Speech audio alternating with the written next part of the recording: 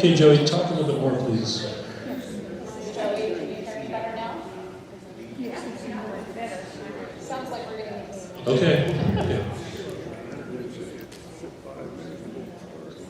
That's too bad.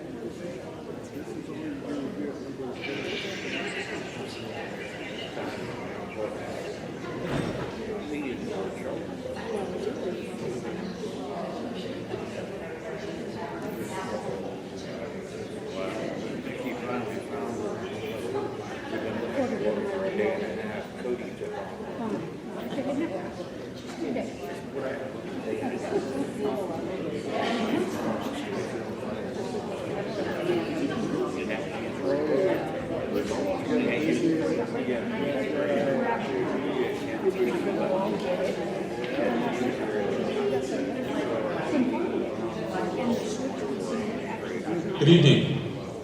Testing, testing, 1, 2. Can you hear me out there? Yes. All right, thank you.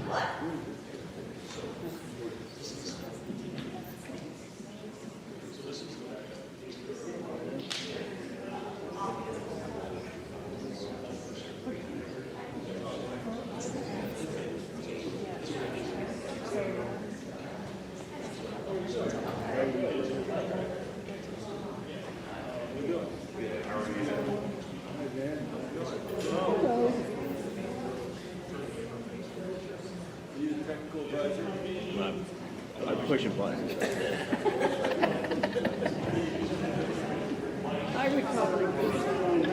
I would definitely push the wrong button.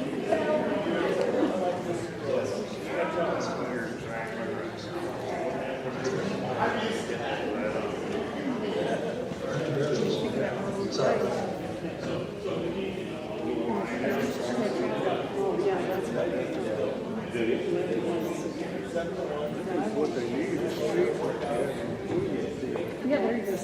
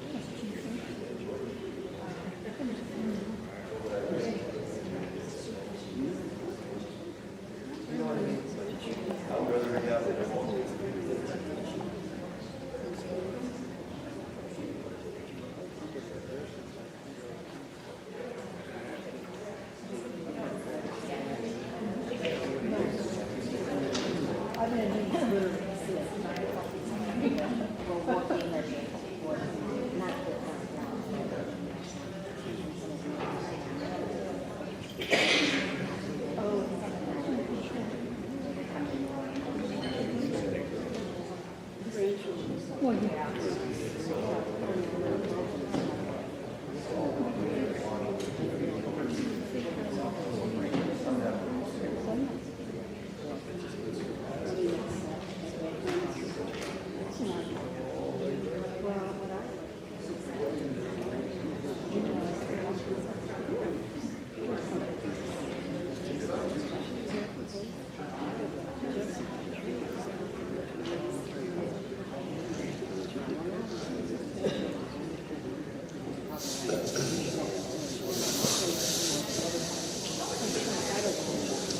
Good evening, and welcome to the Early School Board Candidate Forum, hosted by Early Partners in Education.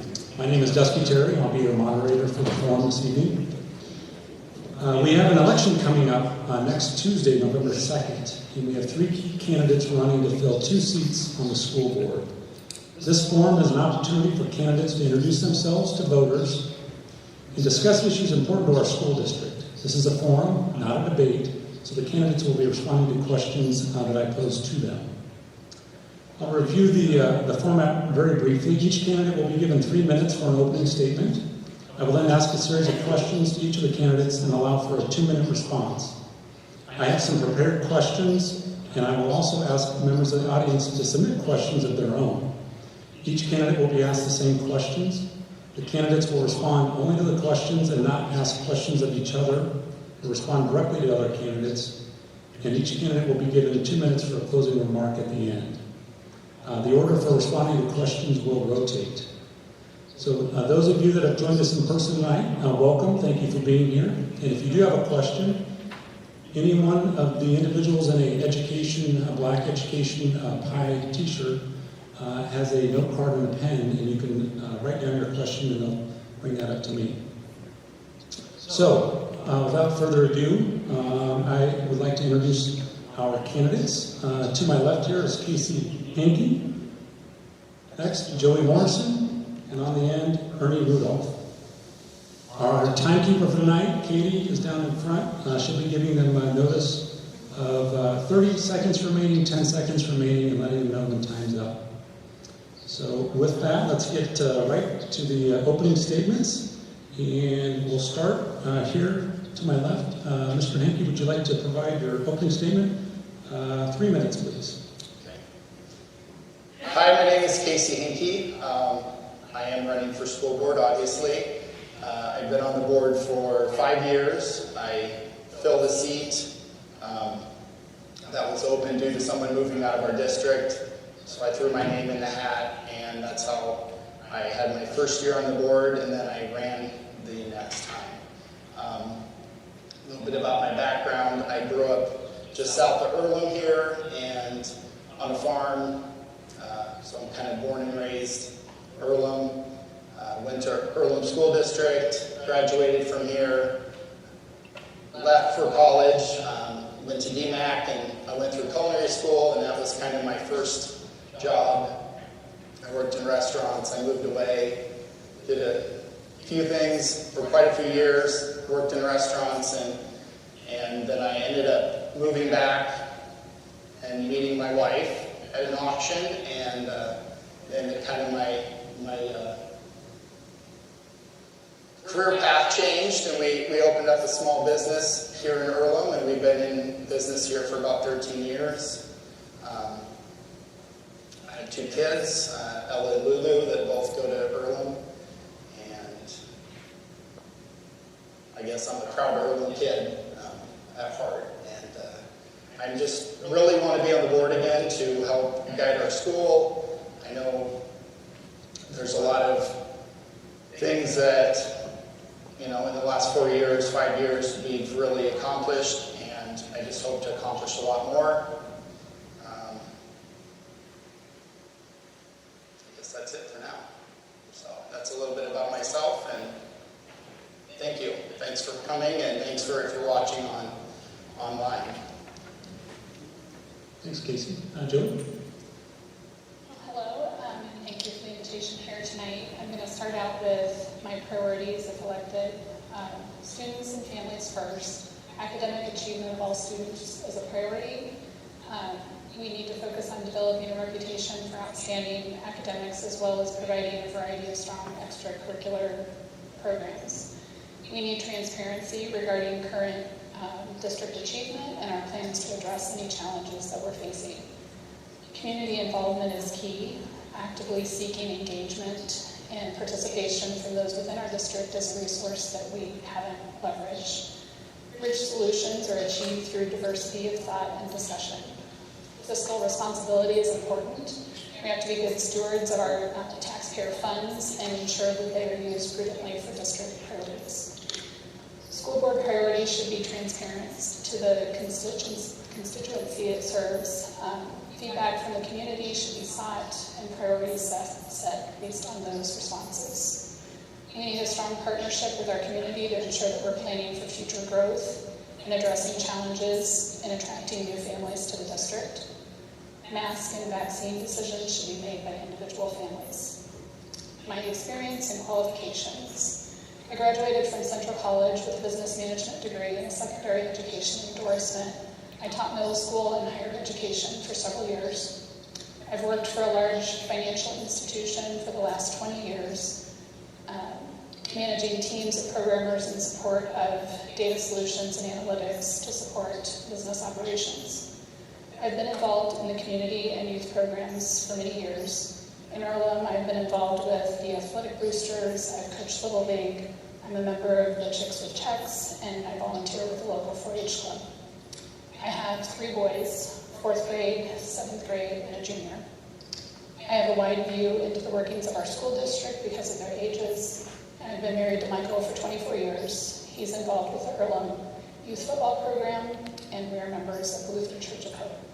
And I just really want to see this community and school flourish, and I think I have skills that I can bring to the table to help with that.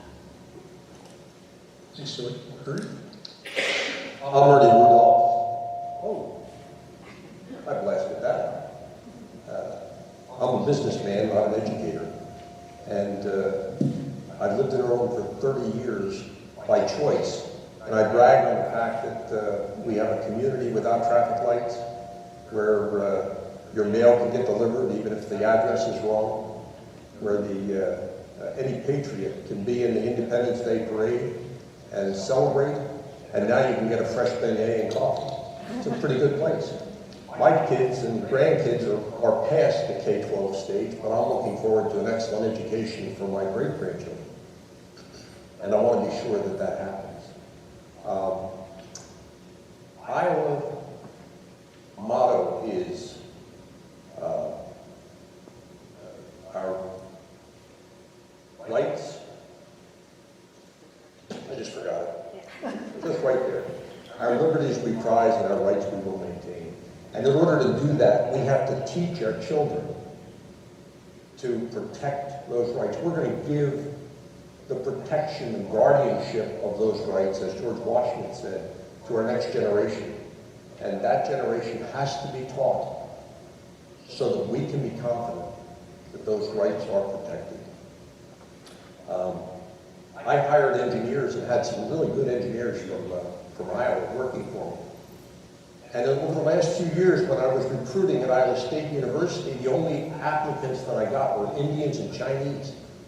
And I spoke with a mechanical engineering professor, and I said, "What's happened?" I told him this story, and he said, "I used to get kids that came off the farm. They could fix things. They would know what tools to use, and I wouldn't have to explain it." He said, "Now I have to explain what the tool is so that they can get it for me so that we can proceed with the job." He said, "But don't get me wrong. These kids are really good kids. They understand the value of diversity." And as a business person, that concerned me, because I need people that can understand what it means to accomplish a job, get it done, and get it done well. And our education system has to support that. I've also looked at the tax rates. We've gone up 35% in the last 10 years, with a population for students of less than 10% growth. And I'd like to know why. What is it that we're doing, and why are we doing it? So there's just a few things about me. Thank you. Thanks, Ernie. So we'll start our round of questions now. The first question will go to Joey. And ask for 2-minute responses, please, to each of these questions, if you would. And the question is, what do you consider to be the role of public education? I think that it's to provide a foundational education to children, to prepare them for life beyond school, which could either be higher education or vocational training. So, And Ernie? I think public education should reinforce the values and principles that we teach our children, not undermine them. I think we have to teach the basics of reading, writing, arithmetic. I think we have to teach kids that it's valuable to compete as individuals or as team members, and that there is value in that competition. And I think we have to teach them that we have a wonderful country that's been given to us, that's founded on individual, God-given rights and the responsibilities that go with those rights. And I think that's important for every child coming out of school. Casey. I think it's really to prepare kids for whatever they're choosing to do after high school. It could be, working on the family farm. It could be college, trades, whatever they choose. So it's really the fundamentals. I like that, but it's teaching them to think for themselves, to think outside the box. I really think you have to teach them to be able to enter the world, to be a good employee, to be a good employer. It's making them a productive citizen and making them just be a part of the community wherever they live. And really, I think, just to move them in the direction that they are choosing. That's the role. All right, next question goes to Ernie first, and we'll just rotate so you don't have to wait for me to call on you. And the question is, in your own terms, what is the role of the school board and what is the role of the school superintendent? The school board responsibility is to set policy and direction for the school, interface with the community, get the input from parents, taxpayers, and be sure that those things are folded into the policies. And the superintendent, I view much as a COO in business, or the chief operating officer, with a responsibility for executing those policies, ensuring that they're carried out by the staff, and providing feedback to the board, and also providing technical education, intelligence on what is succeeding and failing, both here and at other schools, and giving that information to the board in order to make an intelligent decision for the direction for the school. So they should be working together and collaboratively to be sure that we are accomplishing the goals that have been set, and those goals should be set by the board with community input.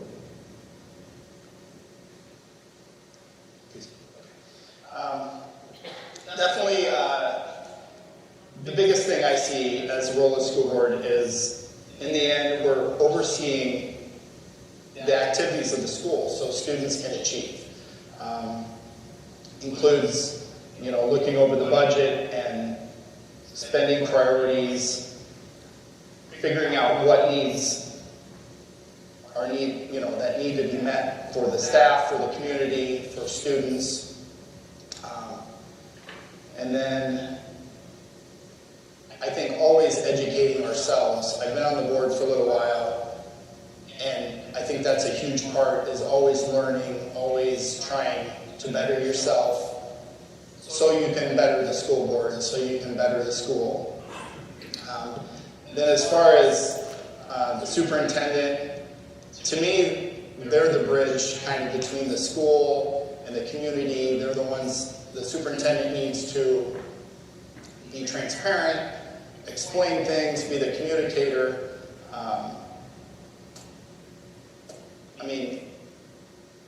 Basically, they're responsible for the school and for the administration and everything that's going on. So they have to build a strong team, oversee all the finances, basically anything the school has to do. And then I think they have to be approachable, they have to be, like I said, transparent, but they have to be able to work with all the teachers, engage the students, because that's part of it. It's not just they're overseeing the teachers and the administration.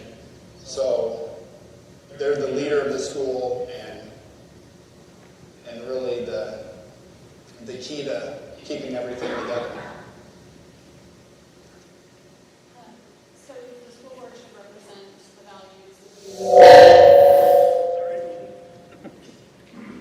the views, and desires of the school district.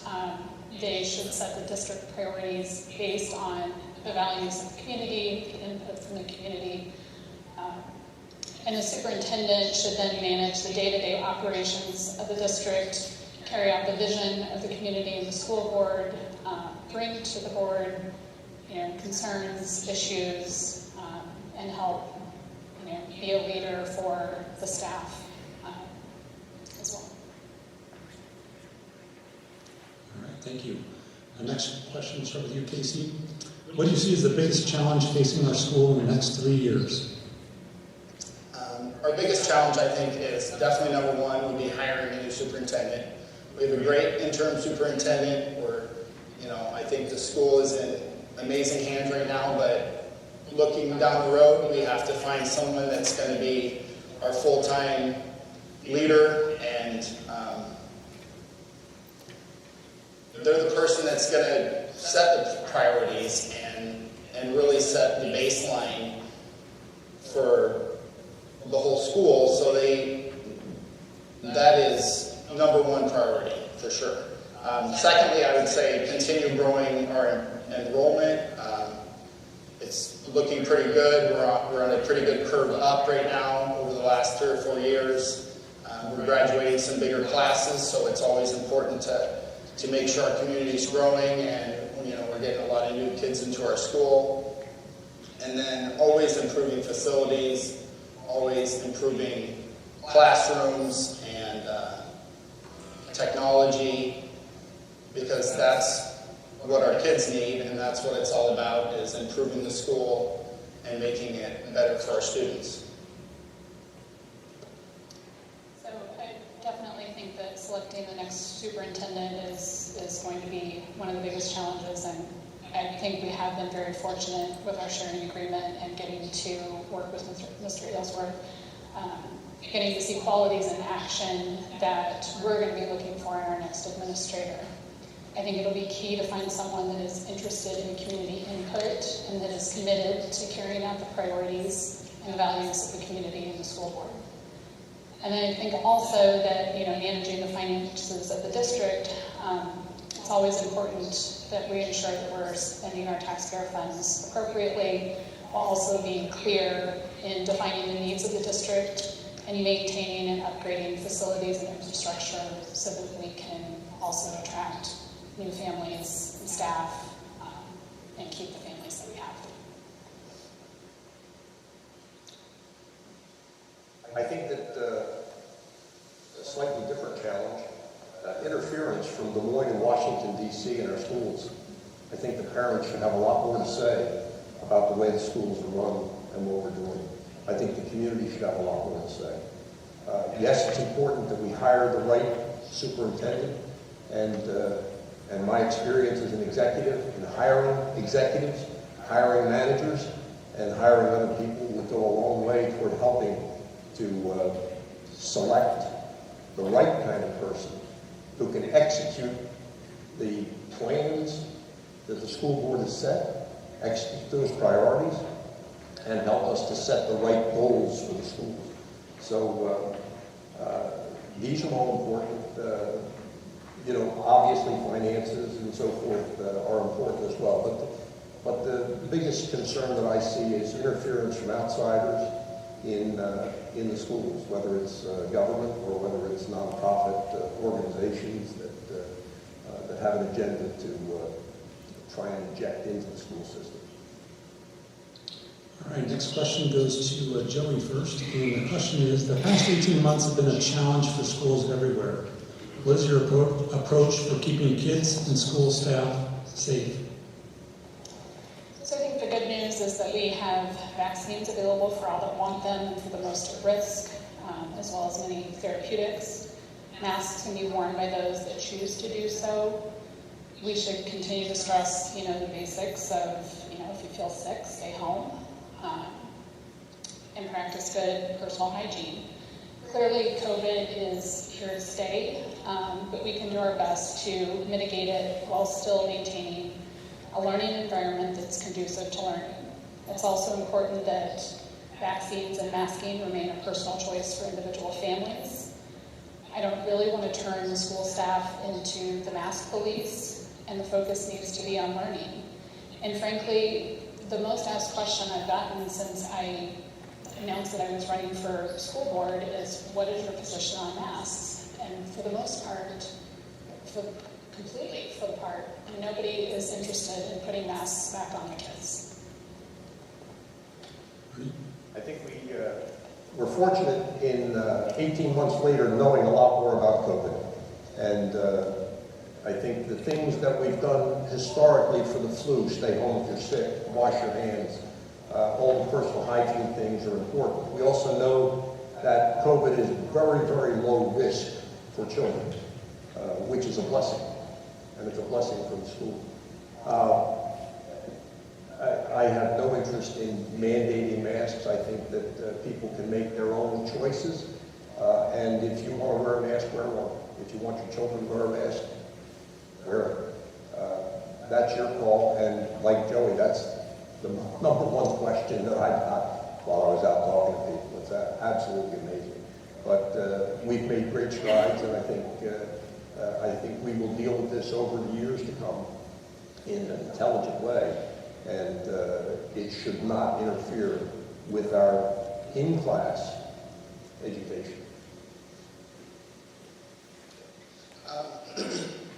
Definitely, I think keeping kids in school is my priority as far as the last 18 months, because we, I think, have learned a ton in the last 18 months, and keeping kids in school, keeping kids focused is the most important thing. I know that there was always questions in people's minds with everything, but I think really the school right now is doing a great job. You know, personal choice with masks, vaccines are great if people want them. I feel like, you know, cleanliness and doing all those basic things are really what's important now, and I think that everything is on the rebound and you know, in the right direction as far as the school and masks, and I'm definitely for choice. All right, next question, we'll start with you, Arnie. Are you satisfied with current test scores for Irwin students? If so, what can the school board do to maintain student achievement? Or, if not, what can be done to improve student achievement? It's an interesting question, because what's happened is we've changed the way we measure tests. Before 2018 and after 2018, we have two different sets of measurements, apples and oranges, so there's no way to tell what kind of progress we're making in that regard. So that alone is a problem. I think that we need a consistent measurement system if we're going to measure achievement, and if we're going to look at the track record of students. The second thing is we tend to measure now with a baseline that says as long as we're above a certain measurement, we've met requirements. I like an objective measurement. I like where you know against an objective set of goals, not just against your peers, but against an objective set of goals. Where are you? How are you doing? And how did you do last year? And how do you move forward? So I think those are the kinds of things that we need to have in order to track achievement and know whether or not we're making progress. Okay, sorry. I don't think you should ever be satisfied with test scores. I think it's always something that should be improving. I think having lofty goals is a great thing. I think everyone tests different, and that makes test scores really difficult. There's some kids that are super intelligent and do not test great. It's a really, I think, interesting to look at, because it's different for everyone. So yes, I think we should be improving test scores all the time. I think changing some approaches is the best thing, because we're always trying to refine what we're doing at school, refine practices, teaching methods. There's always innovation, and that all, in the end, will help better test scores. So there's definitely some work to do. I mean, and there's usually always room for improvement. Based on some of the reports that I've seen on like iowaperformance.gov and the ECSD website, which includes reporting through 2018, Earlham seems to be just above the state average in elementary, but by high school we're borderline below the state average. Our average ACT score is 21, with only 31% of ACT success at 22 or higher. The first step, I think, is knowing what our challenges are, and you can look at some different things to see where we are. And at the high school level, 69% are proficient in reading and 82% are proficient in math. It seems like in elementary we promote multiple ways of teaching math concepts, but by the time we get to the high school, we seem to be going towards a methodology of, there's one way to do it, whether or not the students are catching the material or not. I thought it was, great that we looked at block scheduling this year and tried a different approach, but I've also noticed that some of the math, and I'm not intending to attack the math department, let me just say that, but I'm just pointing out some observations that it seems like, one of our math teachers is still doing the same thing that has always been done. So, I would like to see more embracing of, trying new things and doing different things. And again, test scores are not going to tell the whole story, and not every student is going to go on to, higher education. So I think, again, looking at where we can focus on the right career and technical education is important as well. All right, next question, Casey, we'll start with you. What can the school board do to help the district recruit, develop, and retain quality teachers? This one, I think, one of the main goals, I think, in Earlham is the school working with the community and the town to provide housing.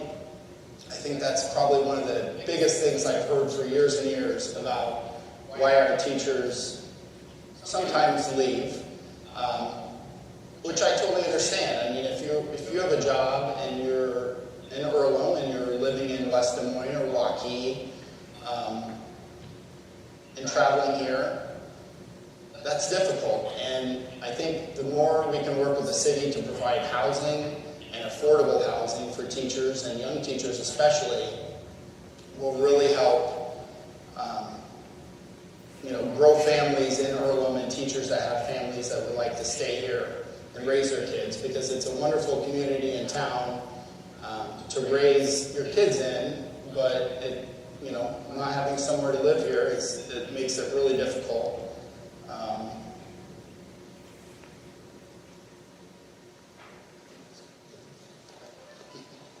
So on the recruiting front, and maybe we do this, I'm not sure, but developing a partnership with a couple of Iowa colleges would be a good way to start recruiting. You could have them come in for teaching practicum hours or student teaching. We would benefit by some of the new methodologies that they would share while they were here. And then potentially we could, get those candidates to come back when they graduate. I think from a development standpoint, it's always good to pair up new teachers with quality mentors, experienced teachers. And then on the retain, it does, and much of what Casey just said, we have a great town. It is a great community. We need more housing so that we can attract families and keep them here. I think if you set a goal of academic excellence, it will lure the best teachers. I think if you have respect in the classroom, both for teachers and for students, it will lure good teachers. And of course, you have to have fair pay. The first thing is the job environment for the teacher. If they can lead students to higher achievement and be recognized for that, that goes a long way toward making it a wonderful place to work. And we already know it's a wonderful place to live. So those are the things that I think are important. Joey, this question goes to you first. You would be responsible for reviewing and approving the budget as a school board member. How would you approach this responsibility? Definitely mindfully. It's not our money, it's the taxpayers. So you have to be prudent in what you're doing with those funds. But I will say too, we also have to set priorities for how we want to use the funds. We have to make sure that we're maintaining our facilities, updating our facilities, both our current students and families as well as those we might wish to attract are going to, want to see that. It made a significant impression on our family when we came to tour the town and the school in making a decision to stay, that it was obvious that this community has valued their school and put money back into it to continue to make it a place that people will want to go to. As a business executive, I've had to deal with budgets for years. And one of the things that you learn very quickly is you have to accomplish your goals with limited resources. And that applies to a school as much as it does to a business. This school happens to be the largest business in Irwin. And we have to run it that way. What are the priorities? How do you set those priorities? And how do you make trade-offs so that you accomplish the important goals with the resources that you have?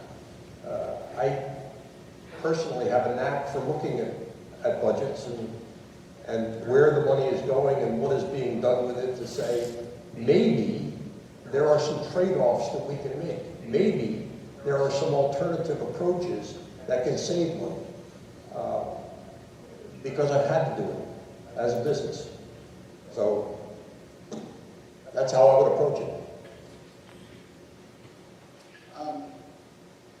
I feel like I'm pretty business-minded. My wife and I, like I said, had a business here for 13 years. I think there's only so much money in the school. So you definitely have to spend it carefully. Being fiscally responsible. It's not our money. It's the taxpayers' money. It's money that you have to take care of. I think we have really great teachers in our school, and that's where the money goes to. We have great facilities, and that's where the money goes to. I think continually improving and making the school a place where students want to be, teachers want to be, the community is proud of, but being smart and responsible and spending the money wisely. All right, next question goes to Ernie first. What do you see as priorities for the school district facilities in the next 4 years? In my experience, governments and schools, by their nature, underestimate the cost of maintenance and typically underfunded in the budget. I do it at home too, so I'm guilty. I think that's an important piece of the budget and the facilities is how do we maintain the facilities we have? Recognize that the school is the people, not the building, but the building is an important part of that. We have to have an environment that's safe for the children and that is functional for the children. And those are the key priorities for facilities. And then do that in a way that we maintain it so that it can provide the function and safety that's necessary.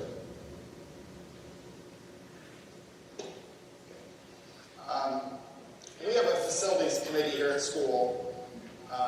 No one knows about it. It's a group of community members, school faculty, administration, the superintendent, a couple board members, and it rotates. We kind of choose different members to be on it, so we all get a different committee every few years. But that helps guide the decisions and the priorities that the school has. So it's the school board, it's the community, it's everybody working together. If you're interested in it, it's something great to join. They do take input from all sorts of different people that way, and that's how they work through a lot of the facility improvements. I know that there's a lot of little things. Classrooms always need improving. The library, additional parking for the school, something that really needs done. But it does give anyone coming, having a nice, presentable school, having a clean school and a nice facility, that's very important, I think, in this day and age, to get our community and our school and make it a place that everyone wants to live. I have more questions on this one than I have answers. I know Mr. Aylesworth is conducting an evaluation of facilities now, and I'm definitely anxious to see, what comes back on that list. Anecdotally, I know that there are several bathroom-related issues. A staff bathroom needed in the older part of the school, some maintenance, and a couple from what I've heard from kids. And I have questions about, what the shape of our major mechanicals, windows, roofing is in, and, whether or not we have any plans for upgrading the softball or baseball complexes. So a lot of questions, and this would definitely be something I would be interested in learning more about. All right, we're going to move into our questions from the audience. And looking through the questions, they tend to be a little more specific than kind of the broad policy and roles questions you've been getting. So and just a reminder to those of you here in person, if you've got a question, write it down on a note card and bring it up to me. The first question from the audience goes to Casey, and it's about students that cannot read at grade level, who are often promoted to the next grade level. And the question is, if elected, what would you do to prioritize bringing struggling students up to grade level in reading? That's a great thing. I think there's so many kids in our school that are on IEPs, on 504s, and getting to grade level is very important, but some kids, that's not achievable.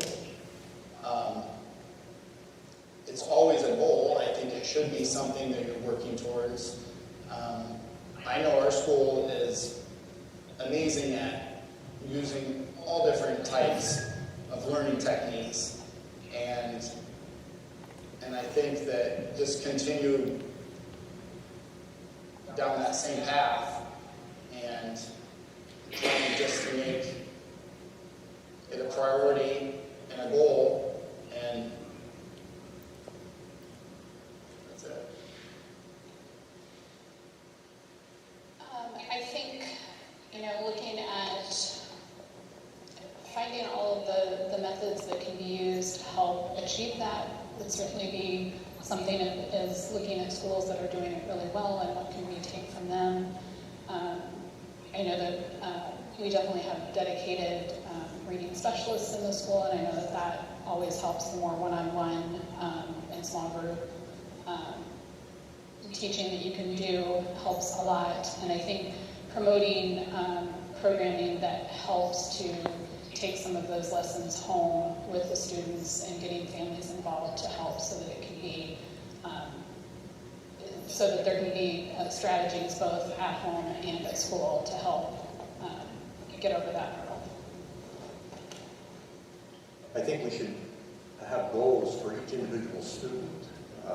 When you say reading at grade level, it may be different for each student.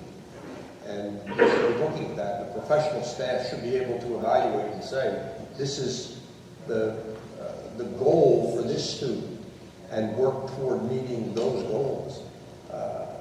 I'm not a fan of progressing kids just because, but I know that that has become the standard in this country, and it's not Earlham, it's everywhere. When I talk to teachers, they say kids aren't where they should be, but they're being pushed ahead anyway. I don't know if we can change that. But I think if we set specific goals for each child that are reasonable and achievable and help them achieve it, it'll go a long way towards solving the concern that parents have. All right, next question goes to Joey first. Again from the audience, what is Earlham Community School District's role in career and academic planning, and how do we ensure students are actively engaged in individual career and academic planning? If you need me to repeat the question, it goes to all three of you, just ask and I'm happy to do it. I think I got it. Definitely, I think, we should be seeing that we're helping students, figure out what they want to do beyond school. And I think having programming not only in high school, but also in elementary would be great. I'm not sure that we're doing enough currently, but I'm not sure that we're not either. It certainly, I think, is an important component to helping students figure out what they're going to do when they do leave this building and graduate. So I think it is something that we do want to make a priority.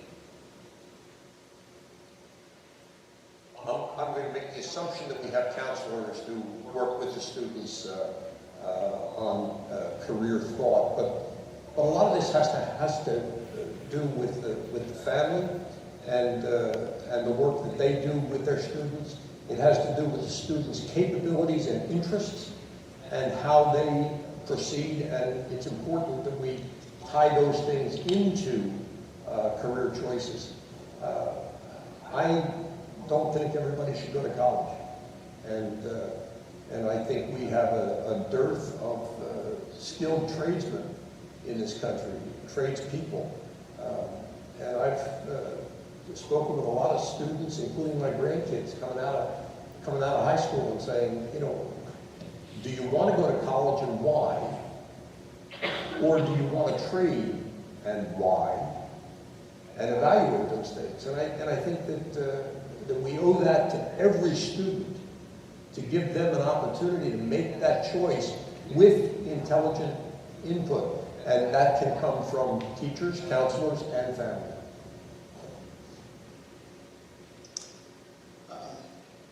I think that career technical education, doing trades, learning a little bit about a lot of things like that in high school will help our kids somewhat figure out what they want to do. I know we have some good programs that the counselors do use to help kids figure out. I think everyone has their own skill levels. College definitely is not for everyone. My own daughter, she doesn't know what she wants to do. I think that's a super hard decision.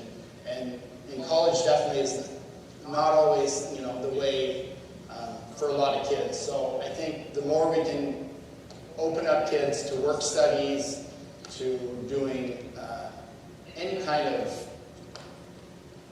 different skills outside of the school, earning credit, towards school, towards college or trade, it helps them definitely just define their niche and what they want to do. All right, next question goes to you, Ernie, first. Last year, the school board went to a hybrid learning model, citing the CDC recommendations. Do you favor putting federal or state mandates ahead of the local control of parents? Absolutely not. And I said that earlier. The parents should be much more in control, And as I said, one of the concerns that I have for the future is Des Moines and Washington interference with what we're doing. Frankly, the hybrid learning thing, I live in rural Dallas County, and I don't have high-speed internet. And I can't imagine having a couple of kids that have one computer, no high-speed internet, and trying to do hybrid learning at home. I think it's a disaster. So I think we have the school, kids should be in the school, and that's how it should be done. And I don't think Washington or Des Moines knows how we should do things in our own. Casey? I definitely feel like being in school is the best possible outcome, obviously. That's common sense to me. I think that the more we can be in school and not having to use the internet, it is spotty in Iowa, it's really hard and difficult. I think that the best possible outcome is what we have now. We're back, everything is good. I think hybrid worked to a point. It was very difficult for some families. And I think the school learned a lot from that. I think that having community input and parent input is super important. And I think being in school is the way to be. Yeah, so I would definitely agree that local control is important, and that in-person classroom learning cannot be traded for online learning. There's just, especially really at all of the grades, but younger kids were not capable of handling online learning on their own. You had parents working from home full-time and also trying to keep their third grader going on their lessons. And even when you get into the junior high and high school ages, while they can do more on their own, it was not engaging enough. I'm sure they did not learn enough. So for certain, I am completely for in-person, in school. All right, next question, I'll start with you, Casey. I got a couple questions about the teaching of critical race theory in schools. And so the question I would ask is, what's your understanding of critical race theory, and would you support a motion to eliminate critical race theory from the Earlham curriculum? I have been reading some about this lately. I think it's a subject that is hard for a lot of people. I think that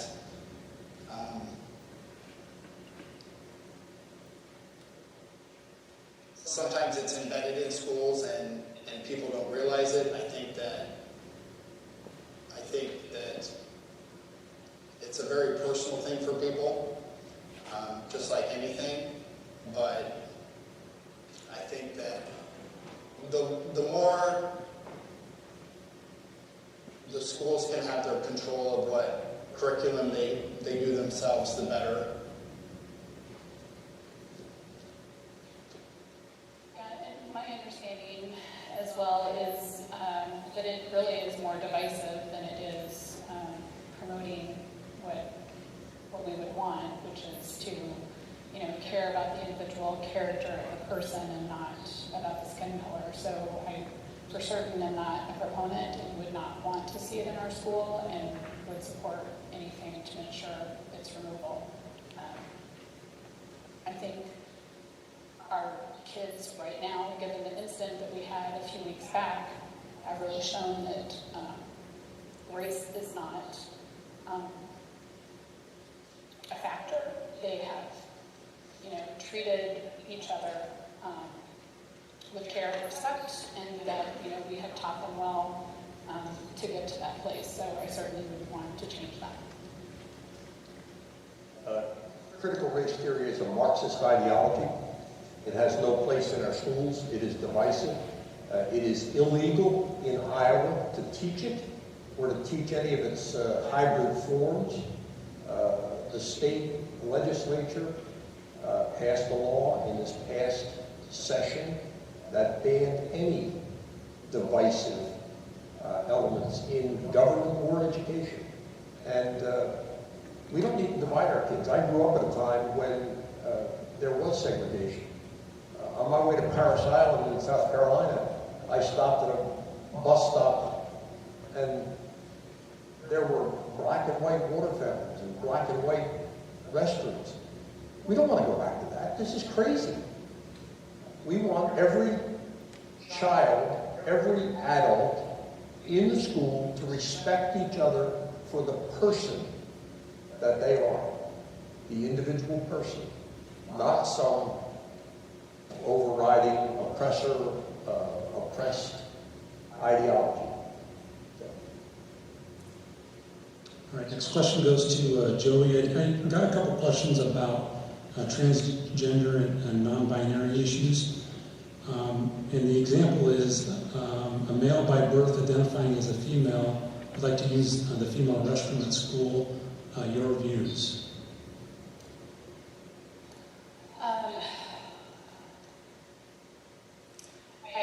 I think I certainly would like to keep biological males and females in the restrooms that are for females and males separately. I don't think that it's a good idea to combine in any way or allow, I mean, we've seen examples, and there will probably be more in other schools where, you know, somebody takes advantage of that and then hurts another individual. So I think for the safety of the kids, it has to stay separate based on your biological gender, and you know, that's how we should proceed. Yeah, I don't see how you can put teenage boys and girls together in restrooms. It makes no sense. I know what the arguments are, but there are only two biology genders, male and female, and they should be separate in the restrooms.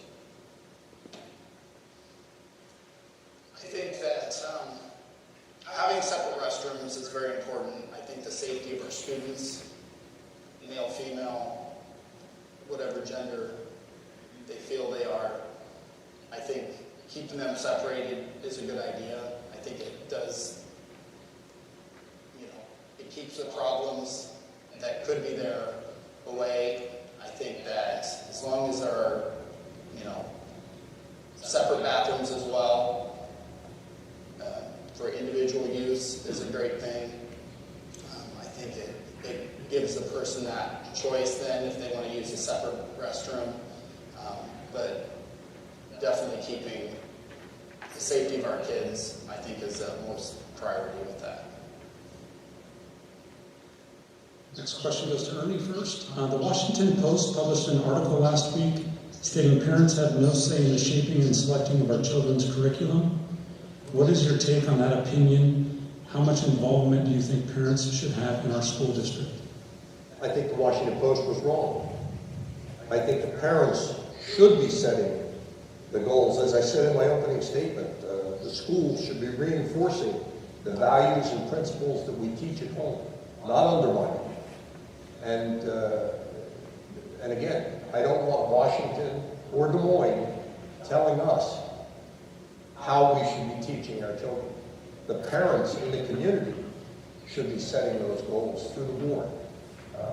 And that's the role of the board, to get that input and make sure that we set priorities and direction for the school that's consistent with what the community wants. And then we have curriculum that supports that. You know, I know that there are people out there, and there's a a current candidate for governor of Virginia that thinks that the parents shouldn't be involved either, and he's wrong as well. I think the more control, that the school can have on curriculum is the better. Input from parents is top priority, and then the community. I mean, no one knows the community better than the parents. I mean, and they have specific ideals, I think, for their children. Everyone's different with that, but I think keeping it as close to control and, you know, in our school and keeping everything else out is a priority. So I definitely think that parents in the community should have input and should set the direction. I think that we just need to do a better job of giving them opportunities to review the curriculum, you know, doing something that makes it more accessible.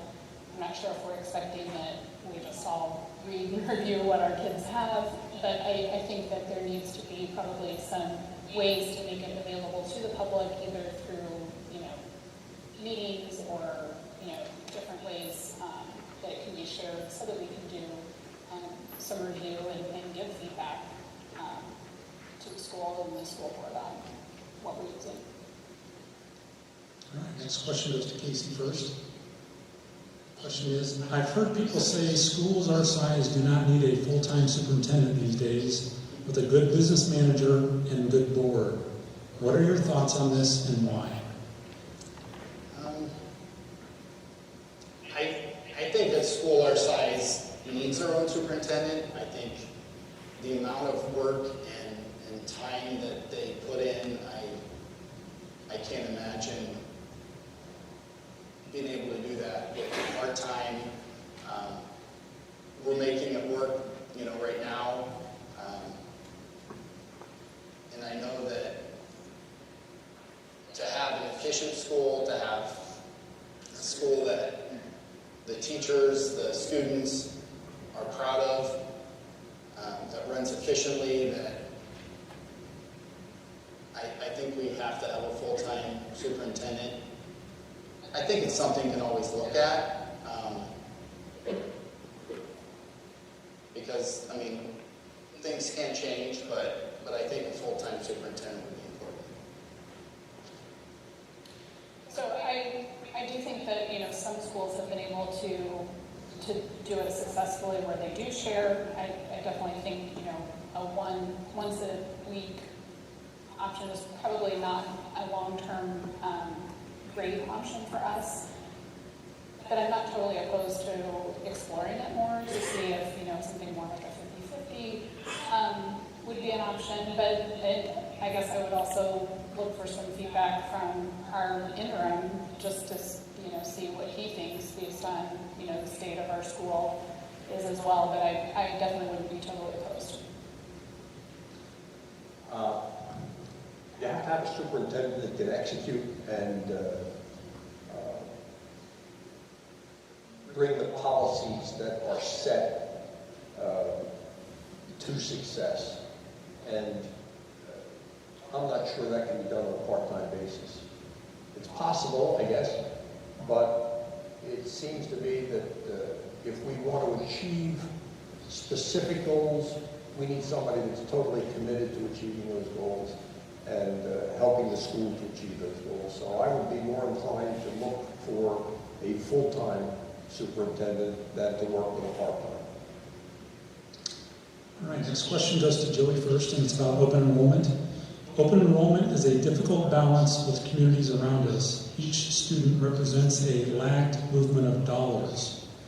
What is your view on retaining or bringing kids back? Or conversely, how do you view kids coming in from other communities? Well, I know that right now we have more coming in than going out, so I think that's you know, a positive for us. But I certainly would like to get anybody that's going out back in.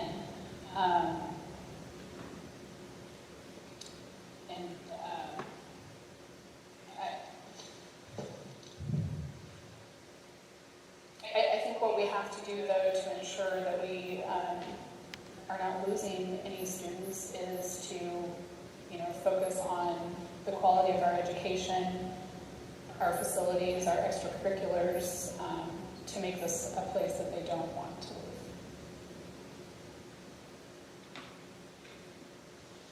I think it's important to understand why students would open enroll out. What are the drivers that make them do that?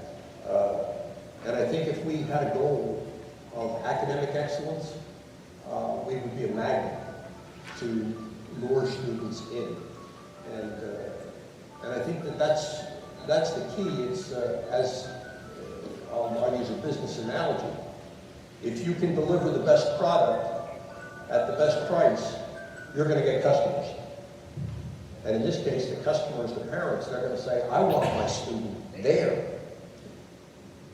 And that's the goal that we should have.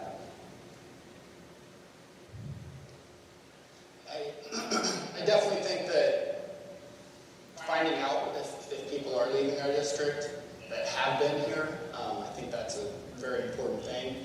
I think that there's a lot of circumstances where someone might move into the edge of our district and their kids have been going to Adel or Waukee or Van Meter, wherever, and they choose to stay with that school just because they're comfortable with that, they're happy with that school.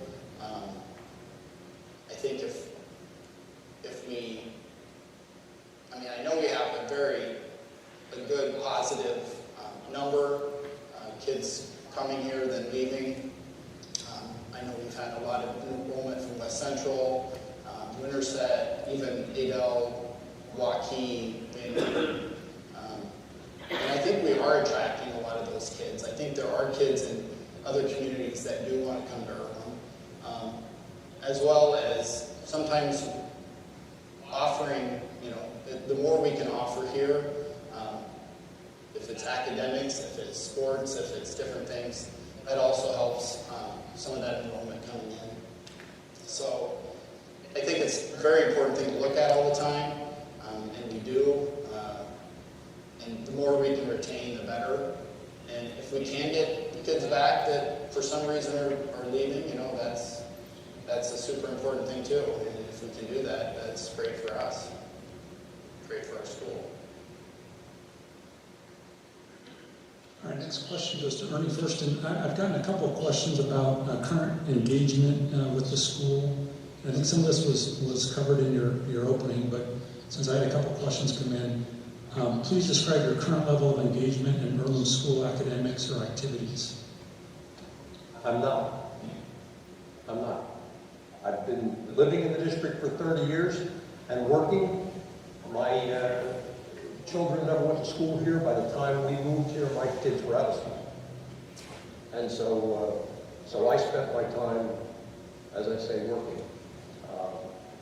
I've observed education. I've been involved with education through my job over years, as well as when my kids were in school.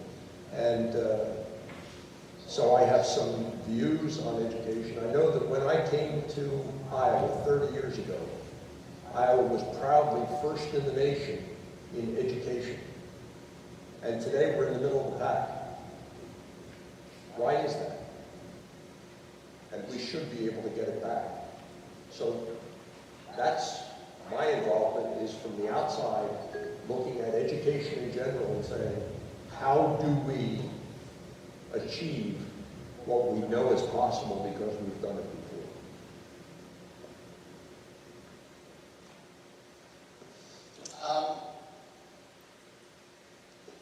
Earlham is my home. I have left here, and like I said, I've worked other places, but I came back here because it was important for me to be in a community that I knew was a good place, that had a good school, had the right values for my family. I would say I'm involved as I can be. I've helped with youth sports in Earlham. I'm in the community all the time. Our business is here. I feel like that helps me get a good feel for what Earlham is and what parents want. I get to talk to people in our community on a daily basis, I would say, and also people from outside of our community, and I'm always trying to tell them about Earlham. And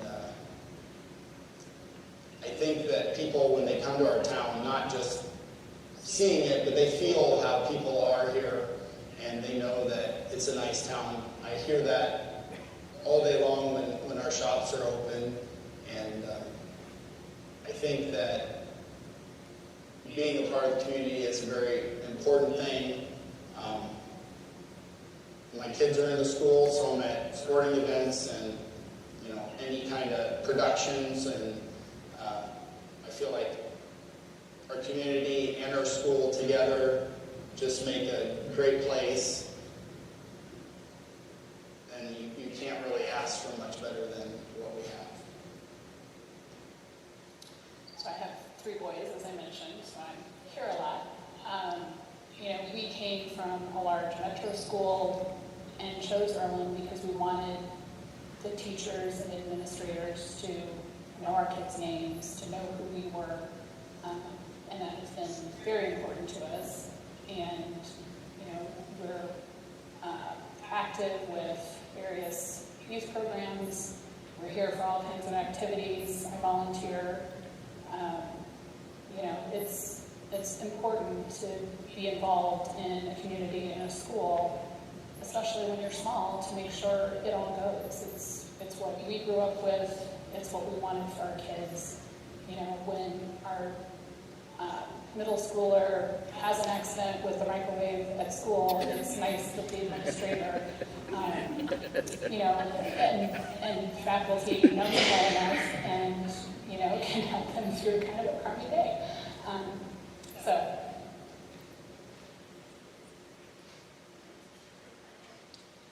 right, Casey, next question goes to you. If elected, how do you intend to solicit input from the community, and how can students and parents make sure that their voices are heard? I would say email your board members. I don't feel like the community does that enough. All of our emails are on the school website. I think that the more we get input, the better. We want to hear from people. We want to know what people want. I think doing surveys is great. I think having different kinds of community gatherings, whether it's like an open forum, whether it's just, I think we could have nights where, the community can come and talk with the school board. It doesn't have to be something overly complicated. I feel like you can always come to school board meetings. There's always public forum there. I think the more the school can reach out, but I think the community has to do their part too and reach out to the school and come to school board meetings and see how things run, see how it works. It took me probably 2 years to really figure out all the little things about the school, and I'm still learning. It's complicated. It shouldn't have to be, but it is. I think that I'm an approachable person. I feel like, and I would talk to anybody. It doesn't have to be a meeting or an appointment. I can talk to people in the street. I can talk to, at the grocery store, and just have conversations. I think that the more relaxed it is, the better. And just having open dialogue anytime. Dusty, do you mind repeating the question? I didn't hear the very beginning. Sure, sorry about that. If elected, how do you intend to solicit input from the community, and how can students and parents make sure their voices are heard? Talking to other parents, I'm at lots of events. I, try to be active in the community and always around. So I would certainly be asking for input. One of the reasons I'm here today is, a group of parents have, talked throughout the past, year and a half, and wanted to see some changes, and I don't like to complain without being willing to do something about it. So, here I am. I want to do something about it and help be a voice for other parents. I think I'm accessible, certainly by email and phone, and in shops in town, having a cup of coffee, whatever, for dialogue. I think the school board meeting should be more dialogue-oriented than just comment-oriented. I had the experience of going to a school board meeting and asking a question, and somebody finally said, well, we don't answer questions from the public. And it's like, why not? It doesn't have to be on the agenda to answer a question or have a dialogue. So I think that's important. I think the idea of having independent forums where you can have dialogue like we're having tonight is good. And those are all methods, but just simple, how are you doing, what are you doing, and why are you doing it, and paying attention to the board meetings is a significant part of that. All right, next question goes to Joey first. I got a question about sexually explicit books in public school libraries. As a board member, how would you approach a situation if it was brought to your attention that a sexually explicit book was in the Earlham school? I would definitely, want to see that reviewed and probably removed.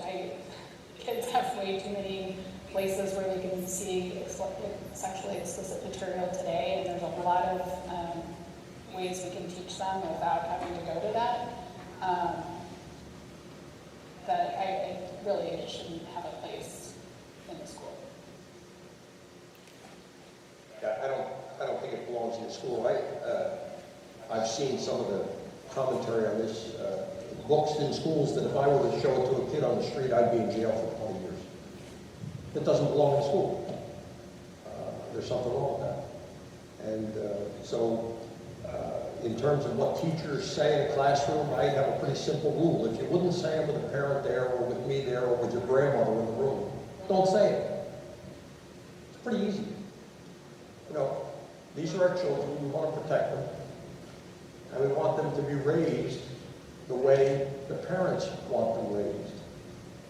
I don't need somebody else trying to undermine what parents are trying to do. So the book should not be there. Yeah, I agree. I think that obviously if it would need to be reviewed and looked at, but if it's inappropriate by any standard that that your basic person would think it's not right, that it should be removed, and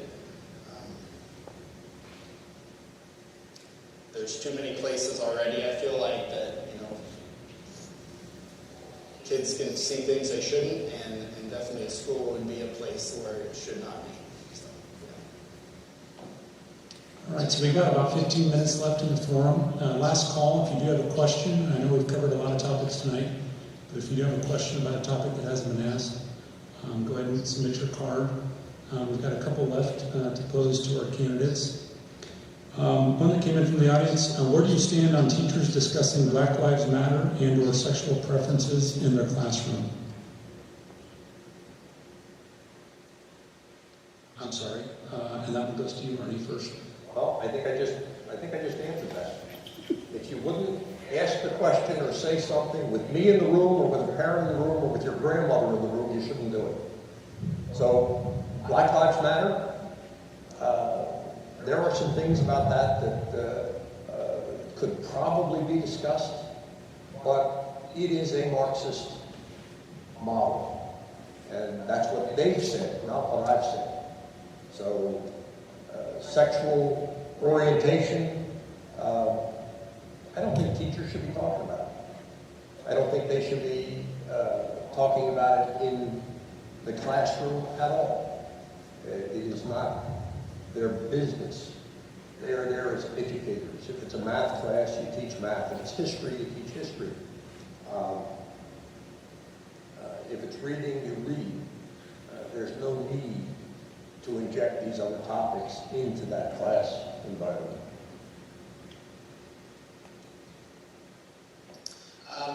Yeah, I think it's a subject that's hard for a lot of people. I don't think that a teacher expressing their own views on those matters are something that should be in the classroom. I think if you're studying something that is social issues, yeah, there's something there. But I don't really feel like it's something that should be directly discussed in school.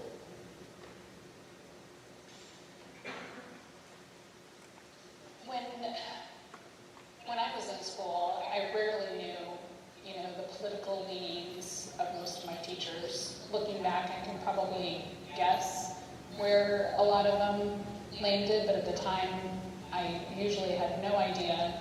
They certainly weren't pressing their own beliefs or opinions. They definitely allowed for, discussing different issues of the day and that kind of thing. And I think we should certainly encourage, dialogue of appropriate topics. I don't think that sexual preferences should certainly be part of that. Some discussion, I think, around Black Lives Matter would probably be appropriate, but again, I think ensuring that it's a dialogue and that they're learning critical thinking skills and how to, express their opinions and formulate their opinions are all good things to do, but there's too much political stuff in the classrooms today where you can clearly tell where the teacher leans, and I think that's disappointing that we cannot go back to teaching how to formulate opinions and things like that instead of just telling them what you think that they should believe based on what you're believing. All right, Casey, this question goes to you first. So assume that you've won, and you're sitting here 4 years from now in this school board candidate forum. What do you hope to be your key accomplishments of the board during your tenure? I think in general, improving the school should be number one. I think striving to make education the priority in schools. I would hope that facilities have been improved. Baseball and softball fields would be a great thing. And then enrollment. I mean, I really hope, I want our town to grow. I don't want our town to get too big. But I hope that making the school accessible and a place that people want to be, families want to be, and just overall growing the school, retaining teachers. I mean, there's so many things that you could say. But in general, just moving in a positive direction, better communication with the community. I think that's a huge thing that the school's always working on, everyone's working on.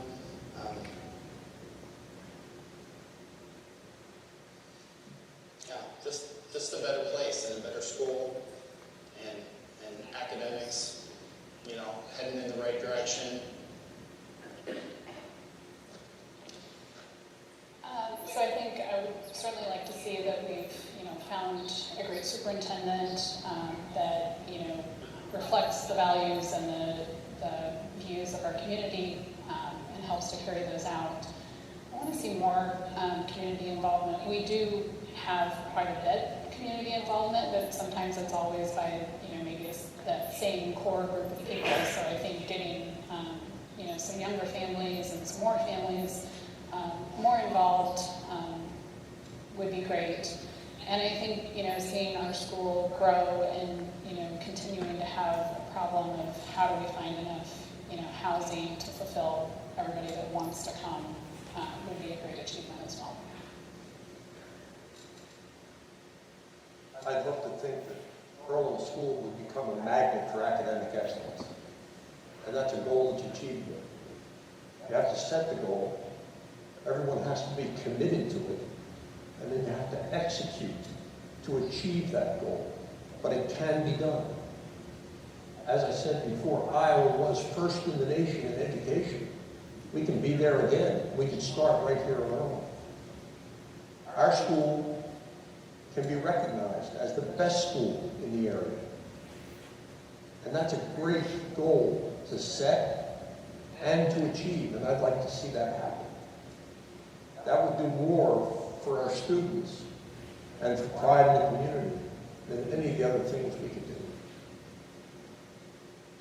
All right, we're now going to move into closing remarks. This is your chance to speak directly to the voters that are ready to vote on November 2nd. So we ask you to limit it to 2 minutes, and we'll start with you, Joey, with your closing remarks.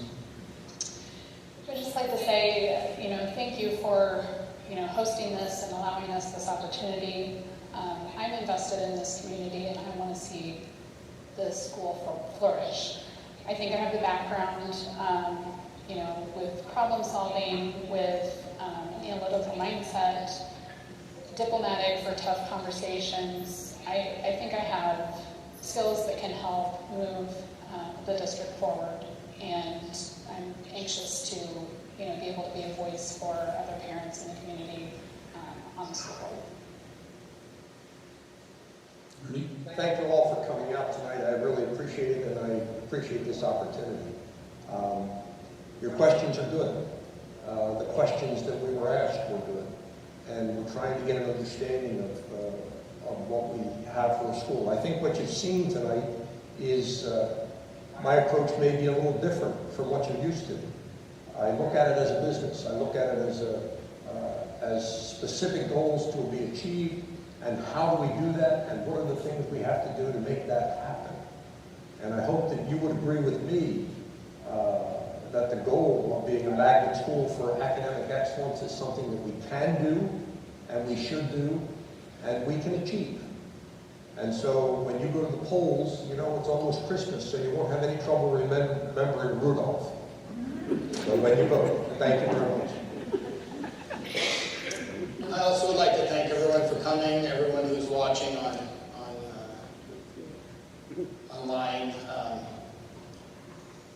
I hope everyone can come together. I hope our community can be a bigger part of the school. I hope that parents can get more involved. I hope this maybe was a little bit of a knowledge just for people how you can get involved, and that the school does want your input. I hope you all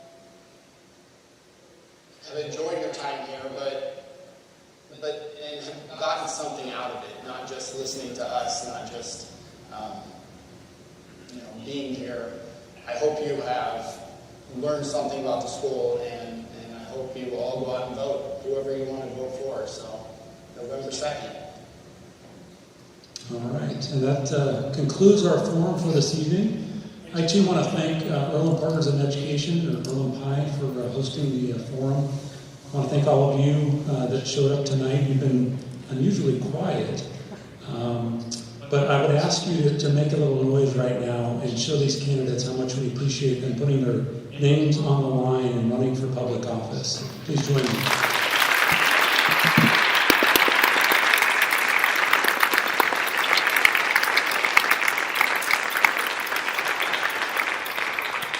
And I want to offer my sincere thanks to the candidates as well. As a former locally elected official, I know it's a sacrifice to be a candidate and to serve in public office, and I appreciate that each one of you are willing to do that. So I'll just close with this. The election is 1 week from today, Tuesday, November 2nd. I encourage you all to get out and vote. And if you need information on where to vote, you can look it up on the Iowa Secretary of State's website or the county auditor's office. Thank you, and have a good night.